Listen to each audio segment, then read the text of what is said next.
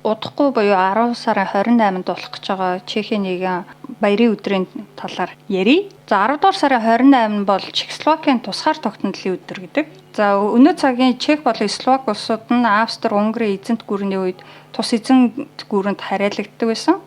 Энэ үед чехээр ярьдаг хэсэг буюу Бохем Моравийн нутагт аж үйлдвэр төлхөө хөгжсөн байсан бөгөөд энэ хэсэг нь Австрийн удирдлагадор харин хөдөө аж ахуй төлхөө хөгжсөн Словакийн нутаг дэвсгэр нь Унгарын нэг хэсэгт тооцогддог гэжээ. Дэлхийн 1-р дайны төгсгөлөөр Австри-Унгарын эзэнт гүрэн нуруу унж улмаар харьяанд нь байсан Чех болон Словакууд 1918 оны 10 дугаар сарын 28-ны өдөр Прагийн Вацлавын талбай дээр Чехословак улсынхаа тусгаар тогтнолыг зарлан тунхагласан байжээ. За тэгээд Чехословакийн анхны ерөнхийлөгч нь тухайн үеийн тусгаар тогтнолын төлөө хөдөлгөөнийг тэргүүлэгч Томаш Гариг Масарик байсан.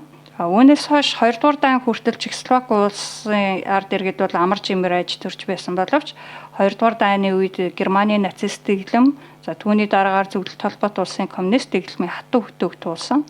Ингээд 1989 онд болсон хувьсгалын үр дүнд гадныхны дарангууллаас ангижирсан. Үүнийхээ дараа 1993 оны 1-р сарын 1-нд Чех болон Словак улсууд нь тайван байдлаар салж тус тусдаа бүгд найрамдах улсууд болсон бөгөөд энэ салан тусгаарлалт нь тухайн үед болж исэн бусад улс гүрнүүдийн салалттай харьцуулахад маш тайван зөөлөн хэлбэрээр явагдсан гинэ.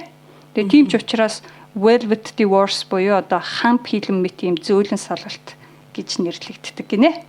За тэгэхээр 10 дугаар сарын 28 бол Чехословакийн тусгаар тогтнолын өдөр байна. Энэ өдөр бол Чех даяараа амардаг. Анхааруулж хэлэхэд бас зарим томоохон худалдааны төвүүд амардаг байгаа шүү. Урьдчилж хүнсээ бэлдээрээ.